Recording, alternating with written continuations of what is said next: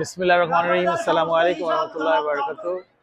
আমরা এখানে আমন্ত্রণে এসেছি Sandip association, education association US এর প্রেসিডেন্ট সেক্রেটারি এবং এখানে যারা কর্মকর্তা রয়েছেন, বিশেষ করে মোশাররফ ভাই, হায়দার ভাই আমাদের বাংলাদেশ সোসাইটির কর্মকর্তা ছিলেন।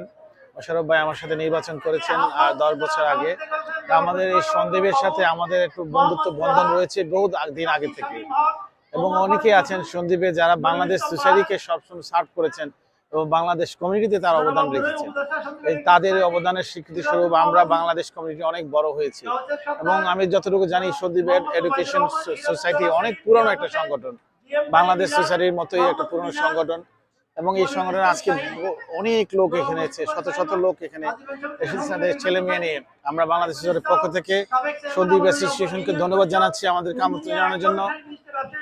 ধন্যবাদ জানাচ্ছি যারা আজকে সুন্দর একটি পিকনিক উপহার দিয়েছে, সুন্দর মনোরম পরিবেশে এবং অত্যন্ত অর্গানাইজ দিয়ে আমরা দেখতে পেয়েছি। এখানে প্রায় ঘন্টাখানেক যাবত আমরা এখানে এসেছি। প্রত্যেকটি মানুষ আন্তরিক এবং তারা কমিউনিটির জন্য কাজ করে, তাদেরকে কৃতজ্ঞতা জানাচ্ছি।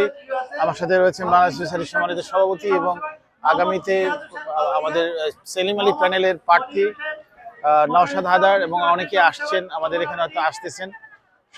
সকলের পক্ষ থেকে আমরা সন্দীপ অ্যাসোসিয়েশনকে ধন্যবাদ জানাচ্ছি। আমরা একসাথে থাকবো, এই প্রবাসে মিলেমিশে একটি সুন্দর বাংলাদেশ এখানে গড়ে তুলবো, এই প্রত্যাশা নিয়ে সবাইকে ধন্যবাদ জানাচ্ছি।